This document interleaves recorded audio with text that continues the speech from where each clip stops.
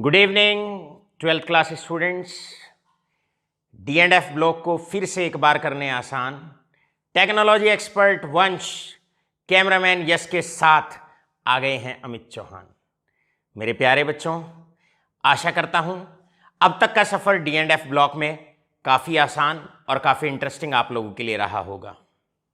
मेरे प्यारे बच्चों, हर चैप्टर को सुलझाने की अपनी एक गुत्थी होती है और इस चैप्टर को सुलझाने की मात्र एक ही गुत्थी है।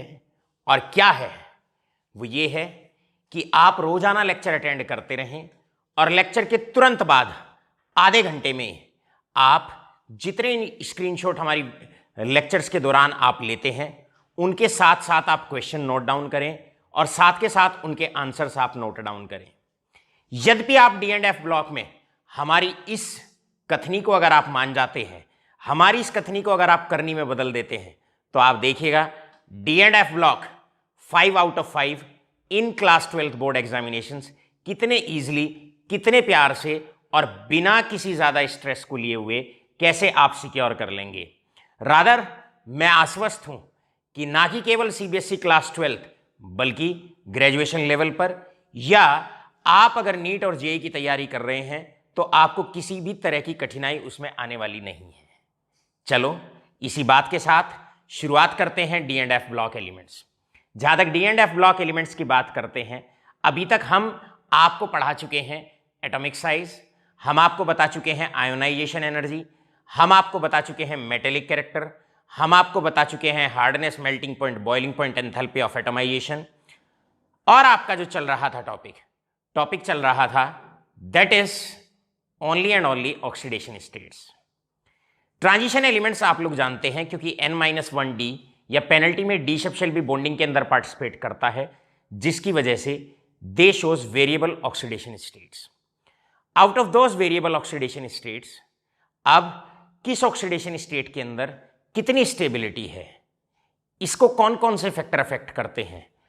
प्रीवियस जो हमारा लेक्चर था वो इस बात को लेकर हमने वाइंड अप किया था, जिसमें हम एक फैक्टर आपको बहुत अच्छे से समझा चुके थे और फैक्टर जो हम समझा चुके थे वो फैक्टर था आपका that is stable electronic configuration. मतलब अगर इलेक्ट्रॉन लॉस करने के बाद आपका कोई भी ट्रांजिशन एलिमेंट उस ऑक्सीडेशन स्टेट में अगर स्टेबल इलेक्ट्रॉनिक कॉन्फ़िगरेशन एक्वायर कर लेता है, तो ऐसे ऑक्सीडेशन स्टेट में उस एटम की स्टेबिलिटी या उस ट्रांजिशन एलिमेंट की स्टेबिलिटी को ज्यादा माना जाता है। मतलब साधारण भाषा में ऐसे कह सकते हैं, आयरन की इलेक्ट्रॉनिक कॉन्फ़िगरेशन क्योंकि नंबर 26 होता है, तो आपकी पेनल्टी में डी शब्द शेल और वैलेंस एस शब्द शेल की इलेक्ट्रॉनिक कॉन्फ़िगरेशन होती है 4s2 3d6। अब आयरन मुख्य तौर पर दो ऑक्सीडेशन स्टेट दिखाता है। एक बार उसके 2 इलेक्ट्रॉन वो लॉस कर दे, जब 2 इलेक्ट्रॉन लॉस करेगा तो ऑक्सीडेशन स्टेट शो करेगा +2।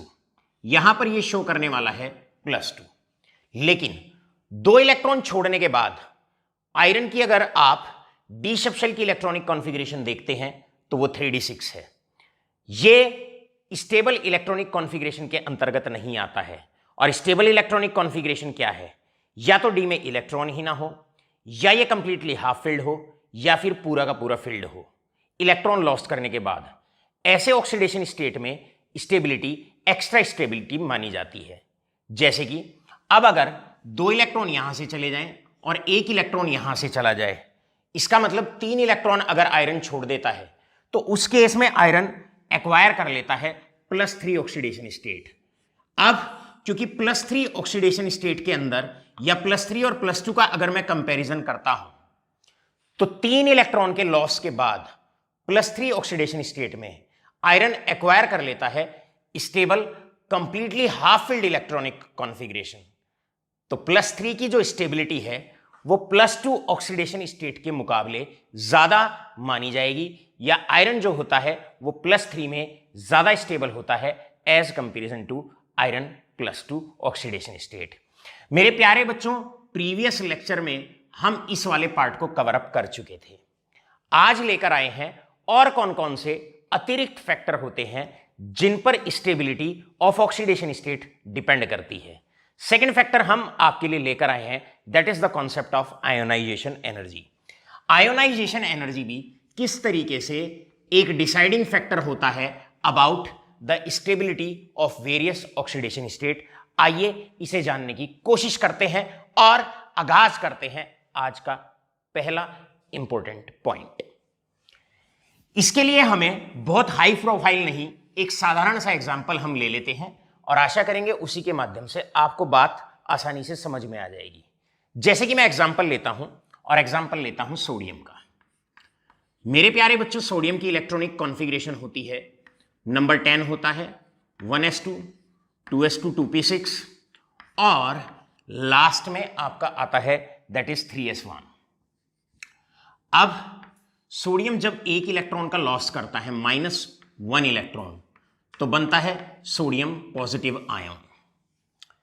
जब सोडियम +1 ऑक्सीडेशन स्टेट के अंदर आता है उस वक्त उसका इलेक्ट्रॉन 3s1 में से जाता है और आयोनाइजेशन एनर्जी जो देनी पड़ती है उसको फर्स्ट आयोनाइजेशन एनर्जी के नाम से पहचाना जाता है।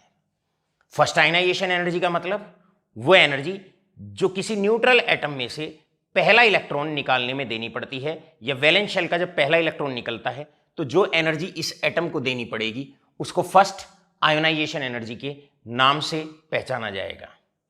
अब मेरे प्यारे बच्चों, अब अगर आप सोडियम आयन में से अगर आप एक और इलेक्ट्रॉन निकालें, एक और इलेक्ट्रॉन अगर आप इसमें से निकालते हैं तो सोडियम आयन की इलेक्ट्रॉनिक कॉन्फ़िगरेशन है 1s2 2s2 and this is 2p6। अब अगर एक और इलेक्ट्रॉन, प्यार से बिल्कुल साधारण से शब्दों में समझने की कोशिश करना, अब अगर एक और इलेक्ट्रॉन आप निकालते हैं तो वो इलेक्ट्रॉन सोडियम आयन में से निकलेगा, लेकिन साथ के साथ यहां पर अब जो इलेक्ट्रॉन अगर आप निकालेंगे तो वो एक स्टेबल इलेक्ट्रॉनिक कॉन्फ़िगरेशन में से निकलेगा। यहां पर आपका पी सब शेल पूरा भरा हुआ है और जब भी किसी स्टेबल इलेक्ट्रॉनिक कॉन्फ़िगरेशन को ब्रेक किया जाता है इलेक्ट्रॉन निकालने हेतु, तो उस केस में जो एनर्जी देनी पड़ती है वो बहुत बहुत ज्यादा। दूसरा इलेक्ट्रॉन निकाल रहे हो तो सेकेंड आयोनाइजेशन एनर्जी, और ये बहुत बहुत ज्यादा एनर्जी आपको देनी पड़ेगी क्योंकि पहले तो इलेक्ट्रॉन 3s1 में से निकला था और इस बार जो इलेक्ट्रॉन निकालेंगे वो 2p6 में से आप इलेक्ट्रॉन निकालेंगे और बन जाएगा सोडियम डाइपॉजिटिव आयन। अब अगर आप इस केस में अगर आप कंपेयर करते हैं, क्या कंपेयर करते हैं, अगर आप स्टेबिलिटी कंपेयर करते हैं, मैं आपसे पूछता हूं, अगर आप स्टेबिलिटी कंपेयर करते हो सोडियम आयन की और सोडियम डाइपॉजिटिव आयन की, या उनकी आयोनाइजेशन एनर्जी को अगर आप देखते हो IE1 एंड IE2, जब इसको बनाया गया तो फर्स्ट आयोनाइजेशन एनर्जी देनी पड़ी और जब इसको बनाया गया तो सेकेंड आयोनाइजेशन एनर्जी देनी पड़ी। मेरे प्यारे बच्चों, आप भली भांति जानते हैं, अच्छे से जानते हैं कि जो सेकेंड आयोनाइजेशन एनर्जी है वो बहुत बहुत ज्यादा होगी क्योंकि आपको इलेक्ट्रॉन एक स्टेबल इलेक्ट्रॉनिक कॉन्फ़िगरेशन को ब्रेक करके निकालना पड़ेगा, यानी कि magnitude of second ionization energy will be quite high as comparison to the magnitude of first ionization energy. चलो बच्चों बताओ, सोडियम स्टेबली अब कौन सा ऑक्सीडेशन स्टेट ज्यादा शो करेगा? तो शायद आपका आंसर यही रहेगा और आंसर रहेगा स्टेबिलिटी Na+1 की Na+2 से ज्यादा होती है। तो आप ये देखिएगा कि स्टेबिलिटी कौन से ऑक्सीडेशन स्टेट की ज्यादा है? जहां पर आयोनाइजेशन एनर्जी कम है। यहां पर आयोनाइजेशन एनर्जी कम देनी पड़ती है, लो देनी पड़ती है। सोडियम से सोडियम आयन बनाने पर आयोनाइजेशन एनर्जी कम देनी पड़ती है, और जिस ऑक्सीडेशन स्टेट में आयोनाइजेशन एनर्जी कम देनी पड़ेगी उस केस में स्टेबिलिटी ज्यादा होगी। यहां पर सोडियम डाइपॉजिटिव आयन एग्जिस्ट क्यों नहीं करता, या इस ऑक्सीडेशन स्टेट की स्टेबिलिटी ज्यादा क्यों नहीं होती है? इसकी स्टेबिलिटी ज्यादा इसलिए नहीं होती है क्योंकि आयोनाइजेशन एनर्जी ज्यादा देनी पड़ती है। इस ऑक्सीडेशन को स्टेट को अचीव करने के लिए ज्यादा से ज्यादा एनर्जी देनी पड़ती है क्योंकि आपको स्टेबल इलेक्ट्रॉनिक कॉन्फ़िगरेशन ब्रेक करनी होती है। तो इतनी सारी बातें ना जानकर आप डायरेक्टली शॉर्ट में ये भी कह सकते हो, क्या कह सकते हो? भैया सोडियम डाइपॉजिटिव आयन या +2 ऑक्सीडेशन स्टेट सोडियम इसलिए नहीं दिखाता है, कारण क्या है, क्योंकि आयोनाइजेशन एनर्जी बहुत हाई है, बहुत हाई है। तो इसका मतलब अगर आयोनाइजेशन एनर्जी बहुत ज्यादा देनी पड़ रही है तो ऑक्सीडेशन स्टेट की स्टेबिलिटी कम, और अगर आयोनाइजेशन एनर्जी कम देनी पड़ रही है तो स्टेबिलिटी ऑफ ऑक्सीडेशन स्टेट ज्यादा। ये लो, इसकी स्टेबिलिटी ज्यादा, आयोनाइजेशन एनर्जी हाई, स्टेबिलिटी कम। तो डायरेक्टली अब हम क्या नोट डाउन कर सकते हैं, डायरेक्टली हम ये कह सकते हैं कि ionization energy is inversely proportional to the stability of oxidation state. Clear है, स्टेबिलिटी ऑफ ऑक्सीडेशन स्टेट मतलब more is the value of ionization energy, less will be the stability of a oxidation state. किसी oxidation state की stability उतनी ही कम हो जाती है जितनी उसकी आयोनाइजेशन एनर्जी बढ़ जाती है। इस बात को और क्लियरली समझते हैं बाय टेकिंग एन एग्जांपल। एक एग्जांपल लेके इस बात को समझते हैं। जैसे कि मेरे प्यारे बच्चों, आपको अगर हम राइट साइड पे कहें, इधर अगर हम आपको दिखाएं, तो यहां पर निकिल और प्लेटिनम हमने एक एग्जांपल ले रखा है, और ये जो एग्जांपल है ये बोर्ड क्लास के लिए बड़ा इंपॉर्टेंट एग्जांपल होता है। निकिल में से 2 इलेक्ट्रॉन निकाले गए और प्लेटिनम में से 2 इलेक्ट्रॉन निकाले गए। जब निकिल में से 2 इलेक्ट्रॉन निकालते हैं तो ionization, first ionization energy plus second ionization energy, बारी बारी से पहला इलेक्ट्रॉन निकाला, फर्स्ट आयनाइजेशन एनर्जी देनी पड़ी, दूसरा इलेक्ट्रॉन निकाला, सेकेंड आयोनाइजेशन एनर्जी देनी पड़ी। तो जब निकिल में से 2 इलेक्ट्रॉन निकालते हैं तो यह देखा जाता है कि आयोनाइजेशन एनर्जी जो देनी पड़ती है वो है 2.49 इंटू 10⁻³ और जब प्लेटिनम में से 2 इलेक्ट्रॉन निकालते हैं तो आयोनाइजेशन एनर्जी देनी पड़ती है 2.66 इंटू 10⁻³ अब आपसे अगर हम क्वेश्चन पूछने लगे, पहला क्वेश्चन आप लोगों से पूछते हैं, कंपेयर द स्टेबिलिटी ऑफ, बताइए भाई, कंपेयर करो stability of a nickel plus two versus platinum plus 2। अब आयोनाइजेशन एनर्जी का ऑक्सीडेशन स्टेट की स्टेबिलिटी से क्या लेना देना होता है, इसे आप डायरेक्टली लर्न करें। कैसे लर्न करें? More will be the value of ionization energy, less will be the stability of a transition element in a oxidation state. या सीधा भी आप बोल सकते हैं, more is the value of ionization energy, less will be the stability, less will be the stability. इसका मतलब ionization energy और ऑक्सीडेशन स्टेट की स्टेबिलिटी में इनवर्सली प्रोपोर्शनल रिलेशनशिप होता है। तो भाई सीधी सी बात है, आयोनाइजेशन एनर्जी यहां 2.49 है और यहां 2.66 है। इसका मतलब आयोनाइजेशन एनर्जी, सीधा सॉल्यूशन यहां से आता है, क्या सॉल्यूशन आता है कि भाई ionization energy 1 plus ionization energy 2 of nickel, आप जानते हैं निकिल की लेस होती है as comparison to platinum plus 2। अब आप जानते हैं इसकी अगर आयोनाइजेशन एनर्जी कम होगी, जिसकी आयोनाइजेशन एनर्जी कम होगी, उस ऑक्सीडेशन स्टेट की स्टेबिलिटी ज्यादा होगी। इसका मतलब क्या होगा आंसर? आंसर होगा निकिल प्लस 2 की जो स्टेबिलिटी है वो प्लेटिनम प्लस 2 से ज्यादा होगी।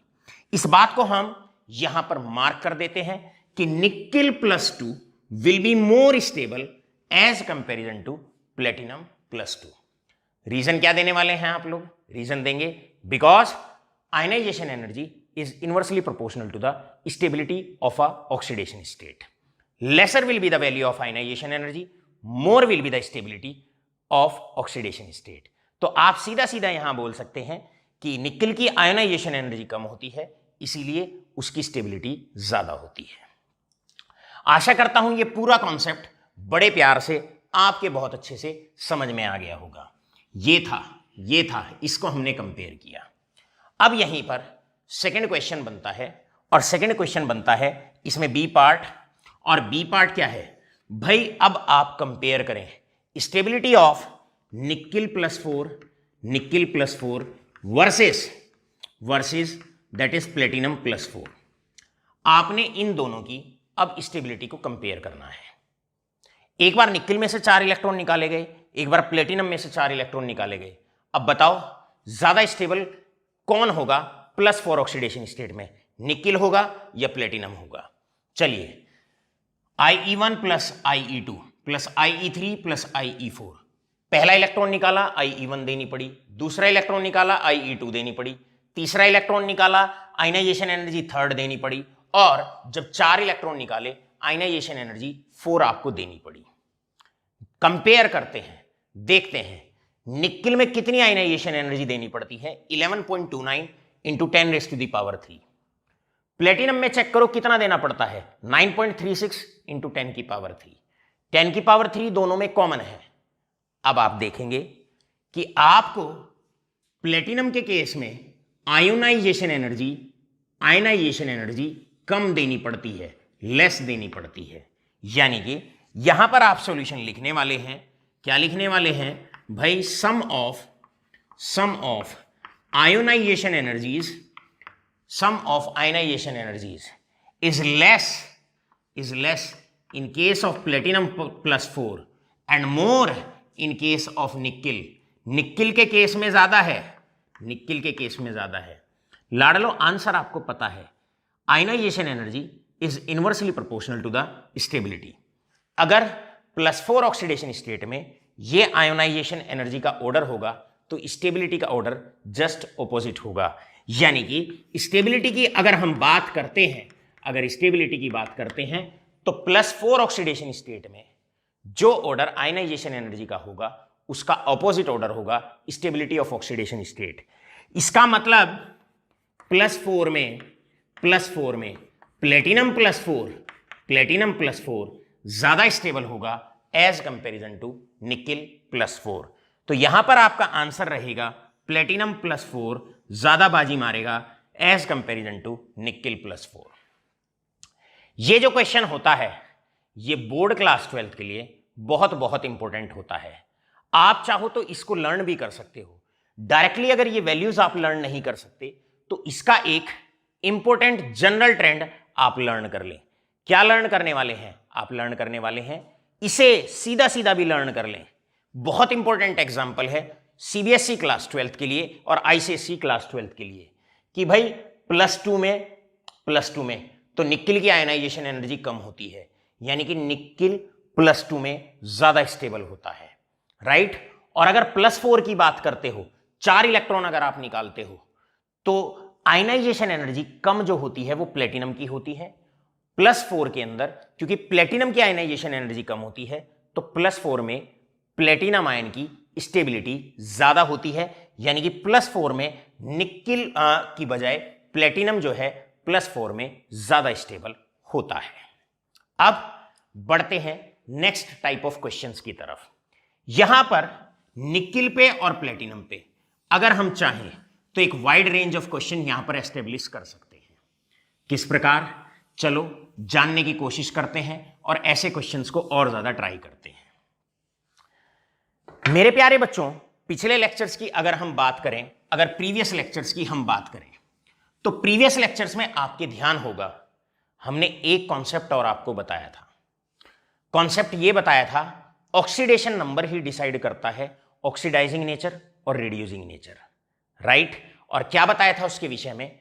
हमने बताया था ऑक्सीडेंट किसको कहते हैं या ऑक्सीडाइजिंग एजेंट किसको कहते हैं। ऑक्सीडाइजिंग एजेंट किसको कहते हैं? हम ऑक्सीडेंट कहते हैं उसको जिसका जिसका ऑक्सीडेशन स्टेट डिक्रीज होता है, right. A substance whose oxidation state decreases। अगर किसी सब्सटेंस का किसी सॉल्यूशन के अंदर ऑक्सीडेशन स्टेट घटता है या ऑक्सीडेशन नंबर घटता है तो उसको हम कहते हैं ऑक्सीडेंट या ऑक्सीडाइजिंग एजेंट। और साथ के साथ प्रीवियस लेक्चर में हमने आपको एक और इंपॉर्टेंट पॉइंट बताया था। क्या इंपॉर्टेंट पॉइंट बताया था? रिडक्टेंट हम किसको कहते हैं मेरे प्यारे बच्चों? रिडक्टेंट या रिड्यूसिंग एजेंट। रिडक्टेंट और रिड्यूसिंग एजेंट हम कहते हैं एक ऐसे सब्सटेंस को जिसका ऑक्सीडेशन स्टेट इंक्रीज होता है। ऑक्सीडेशन स्टेट इंक्रीज होता है। तो याद रखेंगे, क्या याद रखेंगे? रिएक्शन के दौरान बहुत बहुत important, type 2 numerical on same ionization energy, same, बिल्कुल सेम।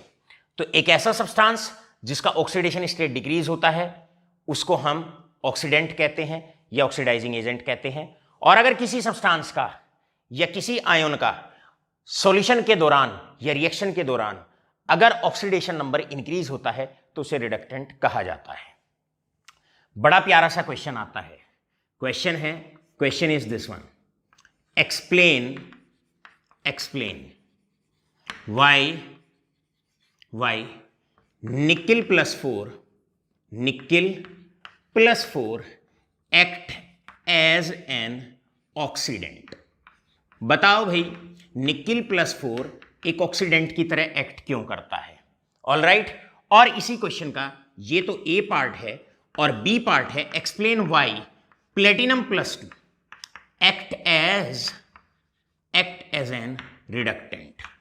फटाफट आपको बताना है क्यों एक ऑक्सीडेंट है, क्यों एक रिडक्टेंट है, क्यों एक ऑक्सीडाइजिंग एजेंट है, क्यों एक रिड्यूसिंग एजेंट है।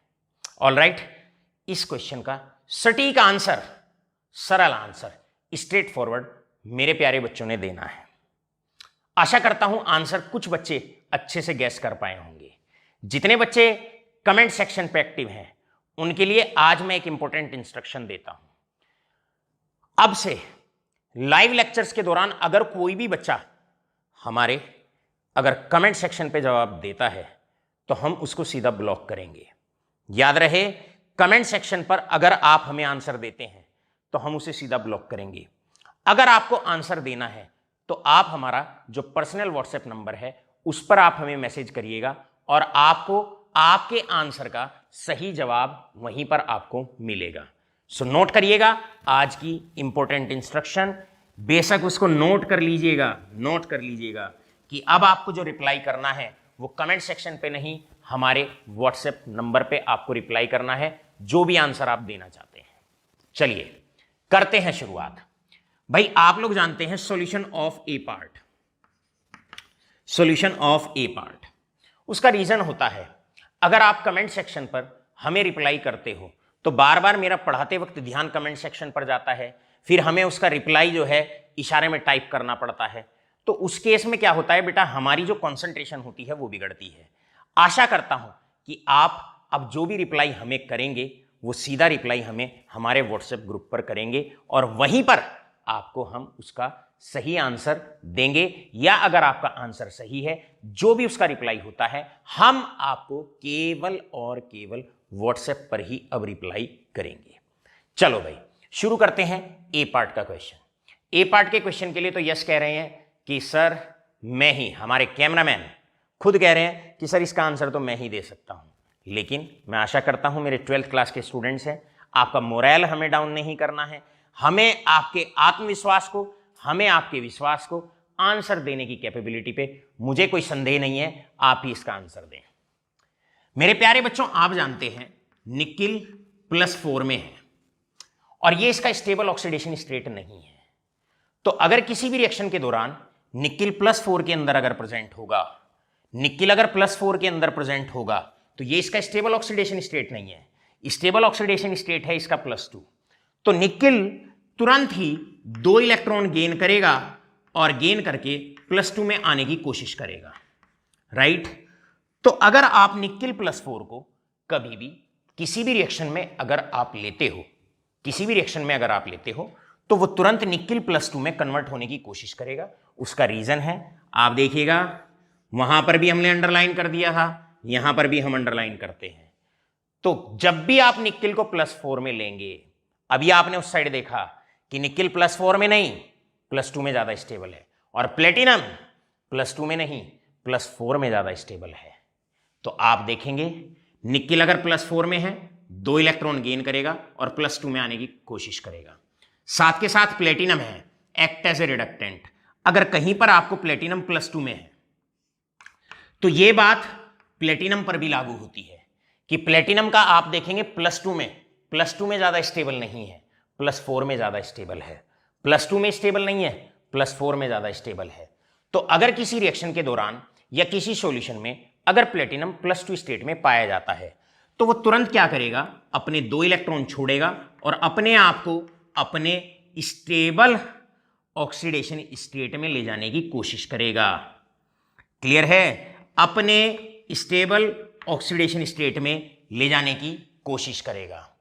अब यहां क्या होगा, ए पार्ट में क्या होगा, यहां पर इसका ऑक्सीडेशन नंबर घटेगा, ऑक्सीडेशन नंबर डिक्रीजेस। और अभी हमने ऊपर आपको बताया अगर किसी सब्सटेंस का ऑक्सीडेशन स्टेट डिक्रीज होता है तो वो एक्ट करता है ऑक्सीडेंट, अर्थात निकिल +4 का ऑक्सीडेशन नंबर घटेगा रिएक्शन के दौरान in order to acquire its stable oxidation state. Therefore, nickel +4 will act as an oxidant या oxidizing agent. It will act as oxidant और oxidizing agent. जबकि अगर हम बात करते हैं प्लेटिनम +2 की, तो प्लेटिनम +2 में आप देखेंगे कि रिएक्शन के दौरान या सॉल्यूशन के दौरान क्या होगा, +2 से ये +4 में जाने की कोशिश करेगा। इसका मतलब इसका ऑक्सीडेशन इंक्रीज होगा, ऑक्सीडेशन नंबर इंक्रीज होगा या ऑक्सीडेशन स्टेट इसका इंक्रीज होगा। और आप जानते हैं अगर किसी सब्सटेंस का रिएक्शन के दौरान ऑक्सीडेशन स्टेट अगर इंक्रीज होता है तो वो एक्ट करता है रिड्यूसिंग एजेंट, यानी कि this will act as reductant और रिड्यूसिंग एजेंट। ये आपका ऑक्सीडेंट की तरह बिहेव करेगा और ये आपका रिड्यूसिंग एजेंट की तरह बिहेव करेगा। क्यों करेंगे? क्योंकि दोनों के दोनों अपना स्टेबल ऑक्सीडेशन स्टेट एक्वायर करने की रिएक्शन के दौरान कोशिश करेंगे। और जब जब वो अपना स्टेबल ऑक्सीडेशन स्टेट पकड़ने की कोशिश करेंगे तो क्या होगा, उस केस में होगा ये कि एक का तो ऑक्सीडेशन नंबर डिक्रीज हो जाएगा, एक का ऑक्सीडेशन नंबर बढ़ जाएगा। जिसका ऑक्सीडेशन नंबर डिक्रीज हो जाएगा वो तो एक्ट करेगा ऑक्सीडाइजिंग एजेंट या ऑक्सीडेंट, और दूसरा एक्ट करेगा एज रिड्यूसिंग एजेंट और reductant.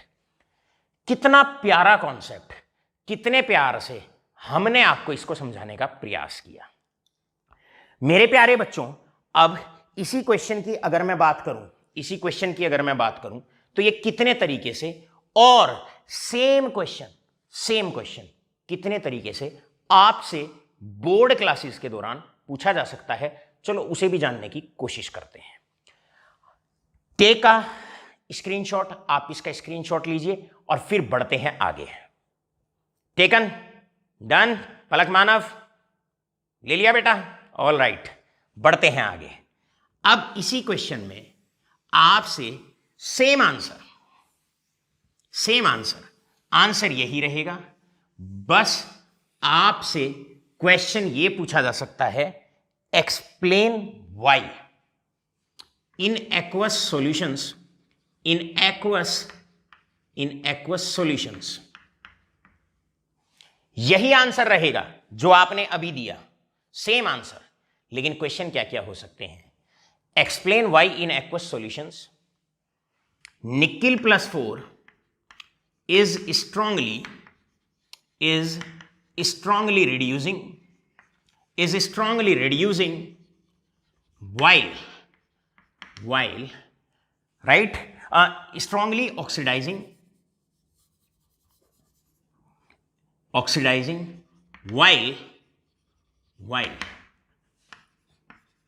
while platinum +2 is strongly reducing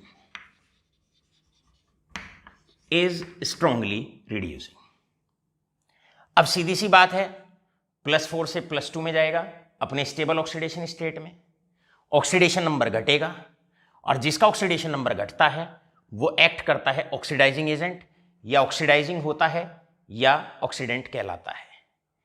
यहां पर भी आंसर सेम रहेगा, प्लेटिनम +2 से +4 में जाने की कोशिश करेगा, अपना ऑक्सीडेशन स्टेट को इंक्रीज करेगा, it will act as reductant, reducing agent, और it will be strongly reducing in nature.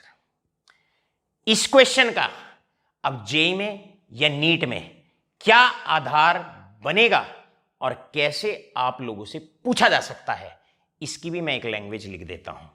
जैसे आप से क्वेश्चन पूछा जा सकता है, explain Y, explain why, explain why K2PT Cl4 is strongly reducing। इसी पर आपसे क्वेश्चन पूछा जा सकता है। इन सारे तमाम क्वेश्चंस के आंसर देने का आप प्रयास करें। राइट आपसे पूछा जा सकता है same question, explain why that is K2NiCl6 is strongly oxidizing। अब इस क्वेश्चन का आंसर देने के लिए हम उस तरफ चलते हैं। राइट चलते हैं दूसरी तरफ। यहां पर क्या होगा, यहां पर आपका क्वेश्चन है, मान लो पहला पार्ट मैं कर देता हूं, दूसरा पार्ट आप स्वयं सॉल्व करेंगे। मेरे प्यारे बच्चों 12th क्लास में इसीलिए आपको कहा जाता है गो आफ्टर द कॉन्सेप्ट। आप कॉन्सेप्ट के पीछे भागिए, क्योंकि क्वेश्चन किस लैंग्वेज में आने वाला है यह तो आपको नहीं पता। इसलिए अपने कॉन्सेप्ट्स और फंडामेंटल और बेसिक्स को आप मजबूत करिए। जितने मजबूत होंगे फिर आपका क्वेश्चन किसी लैंग्वेज में आ जाए, किसी लैंग्वेज में आ जाए, कोई फर्क नहीं पड़ता, आप आंसर बड़े आसानी से हंसते खेलते मुस्कुराते हुए और मुस्कुराहट के साथ आप उसका बिल्कुल सटीक आंसर दे पाएंगे। जैसे पहला पार्ट, अब मुस्कुराते हुए पहले पार्ट को हम शॉर्ट आउट करने वाले हैं। भाई K2PT Cl4, आपको यह बताना है ये स्ट्रांगली रिड्यूसिंग क्यों है, why this is strongly reducing. चलो भाई, अब चैप्टर कौन सा पढ़ रहे हैं आप लोग, D&F ब्लॉक एलिमेंट्स। तो मेरे अर्जुन बच्चों, राइट मैं द्रोणाचार्य हूं ना हूं, लेकिन मेरे बच्चे सारे अर्जुन जरूर हैं। ऑल राइट, तो चलिए आप देखिए, ये S ब्लॉक एलिमेंट है, ये P ब्लॉक एलिमेंट है और प्लेटिनम D ब्लॉक का एलिमेंट है। तो मेरे प्यारे बच्चों जब चैप्टर D ब्लॉक चल रहा है तो एक बात तो अपने मन में ठान लीजिए, आपसे जो भी कुछ पूछे जाने वाला है उसका जो कॉन्सेप्ट है वो कहीं ना कहीं ट्रांजिशन एलिमेंट और D ब्लॉक के एलिमेंट में ही उसका आंसर छिपा हुआ है। तो आप क्या करेंगे ऐसे केस में, प्लेटिनम पे आप ऑक्सीडेशन स्टेट निकालेंगे। 11th क्लास में आपको ऑक्सीडेशन स्टेट निकालना बहुत अच्छे से बता दिया जाता है। जैसे कि यहां पर potassium multiplied by 2 plus platinum का आपको निकालना है ऑक्सीडेशन स्टेट, तो X मान लेंगे, plus chlorine multiplied by 4, 4 chlorine है, 2 पोटेशियम 1 प्लेटिनम 4 क्लोरीन, इनका ऑक्सीडेशन स्टेट मिला के क्या होगा 0, क्योंकि इस पे पूरे पर कोई चार्ज नहीं है। इसका मतलब 2 पोटेशियम 1 प्लेटिनम 4 क्लोरीन का जो चार्ज है उनका जो सम हो जाएगा वो 0 हो जाएगा। पोटेशियम पे आप लोग जानते हैं +1 multiplied by 2 plus X plus chlorine 17th group का होता है -1 multiplied by 4 is equal to 0, यानी कि X इज इक्वल टू +2 आ गया। कहने का मतलब क्या है, कहने का मतलब यह है कि प्लेटिनम जो है यहां पर +2 ऑक्सीडेशन स्टेट में है। सबसे पहले आप अगर ट्रांजिशन एलिमेंट का कोई कंपाउंड अगर दिया हुआ है तो आप ट्रांजिशन एलिमेंट की आप ऑक्सीडेशन स्टेट निकालने वाले हैं, आप ऑक्सीडेशन स्टेट निकालने वाले हैं। आपने निकाल लिया, +2 में है। अब आप जानते हैं प्लेटिनम के लिए तो +2 स्टेबल नहीं होता, प्लेटिनम के लिए क्या स्टेबल होता है +4, तो प्लेटिनम तुरंत +4 में जाने की कोशिश करेगा। अब वो +4 में कैसे जाएगा, by the loss of 2 electron. अब इस प्रोसेस के दौरान क्या होगा, इस कंपाउंड के अंदर प्लेटिनम संतुष्ट नहीं है, प्लेटिनम सेटिस्फाइड नहीं है, क्योंकि यहां पर वो एक अनस्टेबल ऑक्सीडेशन स्टेट में है।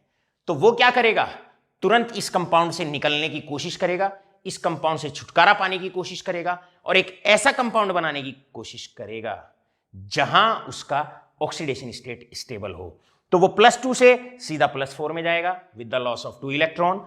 अब आप यहां देखेंगे कि इस दौरान उसका ऑक्सीडेशन नंबर बढ़ेगा, और आप जानते हैं अगर ऑक्सीडेशन नंबर बढ़ता है किसी सब्सटेंस का, ऑक्सीडेशन नंबर अगर बढ़ता है तो वो क्या कहलाता है, reducing agent. Therefore this will act as reducing agent और इसको हम कहेंगे रिडक्टेंट। इस प्रकार पहली मोस्ट इंपॉर्टेंट टाइप की जो आपकी एक्सरसाइज है वो हमने बड़े अच्छे से हंसते खेलते हुए प्यार से आपको कवर अप करा दी है। लेक्चर के बाद my dear students, my beloved students, I shall be sending to your personal WhatsApp एक असाइनमेंट हम आपको भेजने वाले हैं। आप साथ के साथ लेक्चर के बाद उस असाइनमेंट को पूरा करने की कोशिश जरूर करिएगा। अब आप क्या करें, फटाफट इसका स्क्रीनशॉट लें और फिर हम अभी इसको शटाक से करते हैं रब। मेरे प्यारे बच्चों, चलते हैं अब थर्ड फैक्टर जिस पर ऑक्सीडेशन स्टेट डिपेंड करते हैं, या स्टेबिलिटी ऑफ ऑक्सीडेशन स्टेट कौन सा ऐसा थर्ड फैक्टर होता है जिस पर डिपेंड करती है। थर्ड फैक्टर होता है आपका, the third factor is basically जिसे हम बोलते हैं reduction potential. Reduction potential, reduction potential.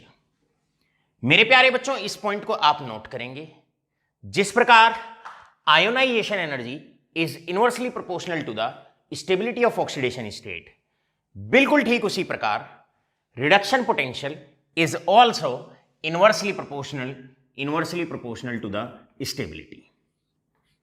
इसका मतलब हम शब्दों में इस बात को कह सकते हैं, लैंग्वेज में हम इस बात को कह सकते हैं, lower is the value of standard reduction potential, more will be the stability. Lower will be the value of reduction potential, more will be the stability. चलो जानने की कोशिश करते हैं। ये तो हम आपको 11th क्लास में भी बता देते हैं, रिडक्शन पोटेंशियल पर बेस्ड बात, रिडक्शन आपका रिडॉक्स रिएक्शन चैप्टर में भी आपको ये कॉन्सेप्ट बताया जाता है। 12th क्लास के लिए रिडक्शन पोटेंशियल में बहुत ज्यादा डिटेल में अभी इस वक्त जाने की जरूरत नहीं है, क्योंकि रिडक्शन पोटेंशियल को हम डिटेल में इलेक्ट्रोकेमिस्ट्री चैप्टर में भी आपको पढ़ाने वाले हैं। और जिन बच्चों ने हमारे यूट्यूब पर इलेक्ट्रोकेमिस्ट्री के लेक्चर देख रखे हैं उनके ये पॉइंट वैसे भी क्लियर होगा। लेकिन अब किस तरीके से आप डी&एफ में स्टेबिलिटी ऑफ ऑक्सीडेशन स्टेट्स पर रिडक्शन पोटेंशियल को लिंक करते हुए कैसे प्रॉब्लम शॉर्ट आउट करेंगे, आओ फोकस करते हैं उस बात पर। तो क्या रिलेशन है, lower is the value of reduction potential, more will be the stability of the oxidation state. इसका मतलब जैसे कि आपको मान लो क्वेश्चन दे रखा है, the question is I have 3 metals A, I have metal B and I have metal C. मान लो हमें 3 मेटल दे रखे हैं और उनका स्टैंडर्ड रिडक्शन पोटेंशियल आपको गिवन है, राइट। रिडक्शन पोटेंशियल क्या है, स्टैंडर्ड रिडक्शन पोटेंशियल आपको गिवन है। क्लियर? यस बेटे, आप इधर फोकस करें। अब आपको हम कहते हैं कि रिडक्शन पोटेंशियल आपको गिवन है। ए का रिडक्शन पोटेंशियल है दैट इज -0.9 वोल्ट, राइट। करते हैं बी का आपको रिडक्शन पोटेंशियल गिवन है -1.2 वोल्ट और सी का आपको रिडक्शन पोटेंशियल गिवन है दैट इज -0.4 वोल्ट। यहां पर आपको 3 मेटल हैं और इन तीनों मेटल के आपको रिडक्शन पोटेंशियल दे रखे हैं, राइट। ये इसका ए पार्ट है, इसका बी पार्ट है। ये रिडक्शन पोटेंशियल दे रखा है +2 ऑक्सीडेशन स्टेट में, और इन्हीं तीनों मेटल को अगर और फर्दर +3 ऑक्सीडेशन स्टेट में इनका रिडक्शन पोटेंशियल कुछ इस प्रकार गिवन है। Reduction potential in +3 oxidation state यहां पर दे रखा है -0.4 वोल्ट। इसके बाद यहां पर दे रखा है दैट इज +1.5 वोल्ट और सी मेटल का रिडक्शन पोटेंशियल दे रखा है दैट इज +0.8 वोल्ट।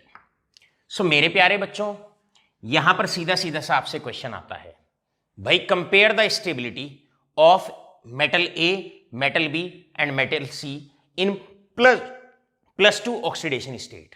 अब आपसे पूछा गया है +2 ऑक्सीडेशन स्टेट में तीनों मेटल की स्टेबिलिटी को कंपेयर करिए। तो हम करने वाले क्या हैं, ऐसे केस में आप स्टार्ट करेंगे solution. Let me start the solution over here. Solution हम यहां पर शुरू करते हैं। नंबर 1, सबसे पहले cation A2 positive, cation B2 positive and cation C2 positive. हम इन तीनों केटायंस को या हम इन तीनों ट्रांजिशन एलिमेंट्स को, मेटल आयंस को पहले बढ़ते हुए रिडक्शन पोटेंशियल के क्रम में लिखेंगे। अब +2 में उनका रिडक्शन पोटेंशियल आपको दे रखा है, that is reduction potential in +2 oxidation state आपको गिवन है। कितना गिवन है? आपको गिवन है दैट इज इसका दे रखा है -0.9, इसका आपको दे रखा है दैट इज -1.2, और इसका आपको दे रखा है, सी का दे रखा है -0.4। तो यहां पर हम क्या करते हैं, order of reduction potential, standard reduction potential के क्रम में इनको पहले अरेंज करते हैं। मेरे प्यारे बच्चों, सबसे कम रिडक्शन पोटेंशियल बी का है, सबसे कम। तो सबसे पहले आप लिखेंगे order of reduction potential is, cation B2 positive का सबसे कम रिडक्शन पोटेंशियल है, उससे ज्यादा ए का है, उससे ज्यादा कैटायन ए का है, और सबसे ज्यादा कैटायन C2 पॉजिटिव का है। अब आप जानते हैं, हमने कहा lower is the value of reduction potential, more will be the stability. जिसका रिडक्शन पोटेंशियल जितना कम होगा उसकी स्टेबिलिटी, उस ऑक्सीडेशन स्टेट की स्टेबिलिटी सबसे ज्यादा होगी। यानी कि यहां पर इसका बी का रिडक्शन पोटेंशियल सबसे कम है, इसका मतलब कैटायन B2 पॉजिटिव की, क्लियर है, ऑक्सीडेशन स्टेट सबसे ज्यादा स्टेबल है। यानी कि +2 में सबसे ज्यादा जो स्टेबल होगा वो कैटायन B2 पॉजिटिव होगा। अब नंबर 2 पे कौन आएगा, नंबर 2 पे आपका आएगा that is cation A2 positive, और रिडक्शन पोटेंशियल सबसे ज्यादा C2 पॉजिटिव का है। तो जिसका रिडक्शन पोटेंशियल ज्यादा होगा उस ऑक्सीडेशन स्टेट की स्टेबिलिटी सबसे कम होगी। इसका मतलब सबसे लेस जो स्टेबल होगा वो कैटायन C2 पॉजिटिव होगा। ये ऑर्डर हो जाएगा स्टेबिलिटी का।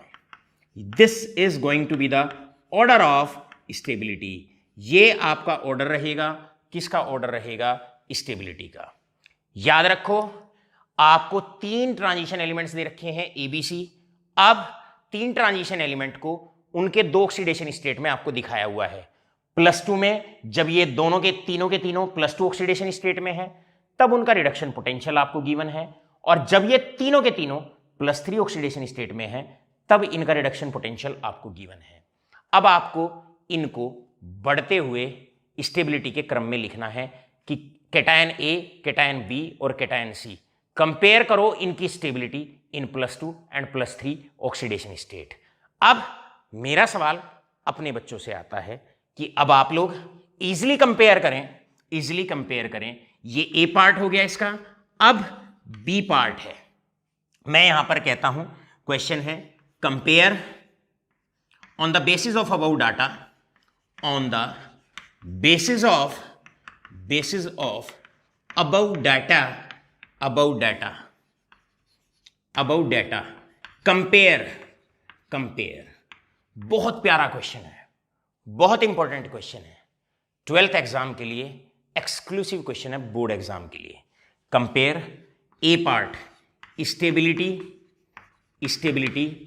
Of +2 oxidation state and B part में स्टेबिलिटी ऑफ +3 ऑक्सीडेशन स्टेट। ये है राइट। यहां पर आपको अब +3 ऑक्सीडेशन स्टेट में भाई इस बार cation A3 positive, cation B3 positive, comma cation C3 positive.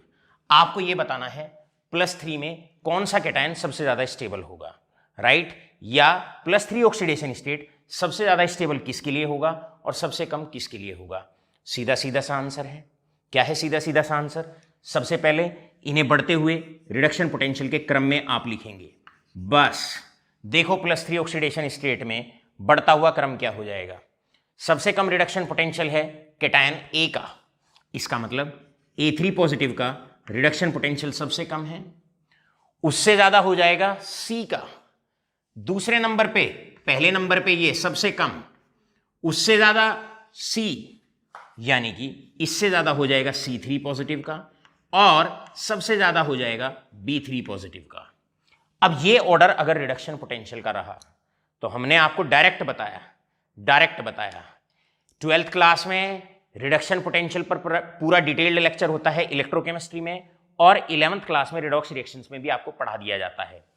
12th class D&F जो चैप्टर आपका होता है ब्लॉक एलिमेंट्स, अगर इसकी प्रॉब्लम आपको शॉर्ट आउट करनी है, सॉल्व करनी है, तो आप डायरेक्टली इसको लर्न कर सकते हैं और बड़े प्यार से चुटकियों में आपके क्वेश्चंस निकल जाएंगे, राइट। अब आप लोग जानते हैं स्टेबिलिटी का ऑर्डर क्या हो जाएगा, it will be the reverse, it will be the reverse of, it is going to be the reverse of the order of reduction potential. Lower is the value of reduction potential, more will be the stability of the oxidation state. इसका A3 positive का reduction potential सबसे कम, इसका मतलब A3 positive की stability सबसे ज्यादा। तो +3 के अंदर अगर हम बात करेंगे, +3 के अंदर अगर हम बात करेंगे तो सबसे ज्यादा जो स्टेबल होगा वो कैटायन ए आपका सबसे ज्यादा होगा, या +3 में ए की स्टेबिलिटी सबसे ज्यादा होगी। उससे कम स्टेबिलिटी की अगर हम बात करते हैं तो उससे कम स्टेबल होगा कैटायन सी, और सबसे कम स्टेबिलिटी जो होगी +3 में, क्योंकि रिडक्शन पोटेंशियल बी का सबसे ज्यादा है तो बी की जो स्टेबिलिटी है वो सबसे कम है। इसका मतलब जो लीस्ट स्टेबल होगा +3 ऑक्सीडेशन स्टेट में वो कैटायन आपका बी होने वाला है। मेरे प्यारे बच्चों, इसी क्वेश्चन को अब 1 सेकंड मेरी बात आप ध्यान से सुने, कलम अपनी यहीं रोक दें और मेरी बात बड़े ध्यान से आप सुने। 12th क्लास स्टूडेंट्स, बड़े ध्यान से आप मेरी बात सुने। यही क्वेश्चन अब आपको हमने तो यहां पर एबीसी की टर्म्स में कराया है। आप जो मैं असाइनमेंट आपको भेजने वाला हूं, just immediately after my lecture जो असाइनमेंट मैं आपको भेजता हूं, वहां पर मैंने एबीसी की जगह लिख रखा है क्रोमियम, मैंगनीज और आयरन। एक बार क्रोमियम, मैंगनीज और आयरन को +2 ऑक्सीडेशन स्टेट में दिखाया हुआ है और एक बार उनका रिडक्शन पोटेंशियल +3 स्टेट में दिखाया हुआ है। तो आपको वो मोस्ट इंपोर्टेंट क्वेश्चन होता है बोर्ड एग्जाम के लिए, उसको साथ के साथ ही सॉल्व करके उसका आंसर लिखना है और लर्न करना है। आशा करता हूं लर्न तो आपको हमारे लेक्चर में पढ़ाते दौरान ही साथ के साथ लर्न हो जाता होगा, लेकिन एबीसी की जगह क्रोमियम, मैंगनीज और आयरन लिख के भी आप उसे सॉल्व करने वाले हैं। मेरे प्यारे बच्चों, जब जब ऑक्सीडेशन स्टेट का लेक्चर चलता है, एक बात और ध्यान रखना, हमने आयोनाइजेशन एनर्जी का कॉन्सेप्ट आपको पढ़ाया, तो आयोनाइजेशन एनर्जी के बिहाफ पर फिर हमने आपको समझाया ऑक्सीडेंट, रिडक्टेंट। दूसरे टाइप के न्यूमेरिकल्स हमने ऑक्सीडेंट और रिडक्टेंट पे कराए। अब हम ऑक्सीडेंट और रिडक्टेंट पर रिडक्शन पोटेंशियल के बिहाफ पर भी आपको कुछ क्वेश्चंस कराते हैं, राइट। क्वेश्चंस कुछ इस प्रकार हैं, ध्यान से समझें, फटाफट स्क्रीनशॉट लें और लेक्चर के बाद इसे फेयर नोटबुक में रिकॉर्ड करना बिल्कुल ना भूलें। चलिए, अब आपका यहां पर एक पॉइंट आप ध्यान रखेंगे। किस पॉइंट का आपको ध्यान रखना है? आप इस पॉइंट का ध्यान रखेंगे, on behalf of reduction potential. Note कर लें इस बात को भी, रिडक्टेंट वो होता है, रिडक्टेंट वो होता है जिसका ऑक्सीडेशन स्टेट, रिडक्टेंट वो होता है जिसका रिडक्शन पोटेंशियल लो होता है, जिसका रिडक्शन पोटेंशियल लो होता है। और याद रखेंगे, ऑक्सीडाइजिंग एजेंट वो होता है जिसका रिडक्शन पोटेंशियल हाई होता है, जिसका रिडक्शन पोटेंशियल हाई होता है। तो आप इस बात को लर्न कर लेंगे। 12th क्लास के लिए बड़ा इंपॉर्टेंट सी बात है। क्या है इंपॉर्टेंट बात? रिडक्शन पोटेंशियल की ऑक्सीडेशन स्टेट के अतिरिक्त भी एक और एप्लीकेशन आती है। क्या एप्लीकेशन आती है? रिडक्टेंट वो होता है जिसका रिडक्शन पोटेंशियल लो होता है, और याद रखेंगे ऑक्सीडेंट वो होता है जिसका रिडक्शन पोटेंशियल हाई होता है। एग्जाम्पल के तौर पे हम सीधा यहां पर क्वेश्चन लेते हैं और क्वेश्चन ये लेते हैं, select best oxidant and reductant clearly, oxidant and reductant out of the following. हमारे पास 4 मेटल्स आपको दिए हुए हैं। पहला metal A, metal B, metal सी और मेटल डी, और इन चारों का आपको रिडक्शन पोटेंशियल दिया हुआ है। चारों का रिडक्शन पोटेंशियल आपको दिया हुआ है। ए का रिडक्शन पोटेंशियल -0.4, बी का रिडक्शन पोटेंशियल -0.9, सी का रिडक्शन पोटेंशियल +1.5 और डी का रिडक्शन पोटेंशियल दैट इज 2.87। इन सब का रिडक्शन पोटेंशियल आपको गिवन है। अब आपसे पूछा जाता है भाई सेलेक्ट करो बेस्ट ऑक्सीडेंट एंड रिडक्टेंट। तो यहां पर आप सॉल्यूशन स्टार्ट करेंगे और आप लिखेंगे ऑक्सीडेंट कौन है और रिडक्टेंट कौन है। आप लर्न कर लो, हमने कहा रिडक्टेंट वो होता है जिसका रिडक्शन पोटेंशियल लो होता है। अब रिडक्शन पोटेंशियल लो किसका है जरा चेक करिए। रिडक्शन पोटेंशियल लो है बी का सबसे कम है। तो आप याद रखेंगे इसका रिडक्शन पोटेंशियल लो है तो ये होगा आपका रिडक्टेंट। तो आप क्या करें, फटाफट यहां से लिखने वाले हैं रिडक्टेंट जिसका रिडक्शन पोटेंशियल लो है, लो बी का है, तो बेस्ट रिडक्टेंट आपका मेटल बी है। ऑक्सीडेंट की अगर बात करते हैं, ऑक्सीडेंट कौन होगा जिसका रिडक्शन पोटेंशियल हाई होगा। अब हाई रिडक्शन पोटेंशियल किसका है, वो डी का है। तो आप लिखने वाले हैं कि आपका बेस्ट ऑक्सीडेंट जो होगा वो मेटल डी होगा। लास्ट में ये वाला जो पार्ट हमने रिडक्शन पोटेंशियल के बिहाफ पर जो ऑक्सीडेंट और रिडक्टेंट हमने आपको कराए हैं, ये 11th क्लास में भी हम आपको क्लियर करा चुके हैं। मेरे प्यारे बच्चों, यहां पर आकर आपका अगर मैं बात करता हूं यहां पर आकर मेरे प्यारे बच्चों पूरे 2 लेक्चर हमने लगाए केवल और केवल ट्रांजिशन एलिमेंट की केवल एक प्रॉपर्टी ऑक्सीडाइजिंग स्टेट्स आपको पढ़ाने के लिए। और ऑक्सीडाइजिंग स्टेट्स या ऑक्सीडेशन स्टेट्स को जो हमने आपको पढ़ाया, इसमें हमने आपको पूरा कवर अप कराया। CBSE 12th, ICSE 12th, NEET, JEE, और अगर बच्चे इवन ग्रेजुएशन भी पूरी करते हैं, BSc चाहे वो केमिकल इंजीनियरिंग से करते हैं या BSc जनरल करते हैं या केमिस्ट्री ऑनर्स करते हैं, तो 3 साल की गारंटी हम आपकी लेते हैं।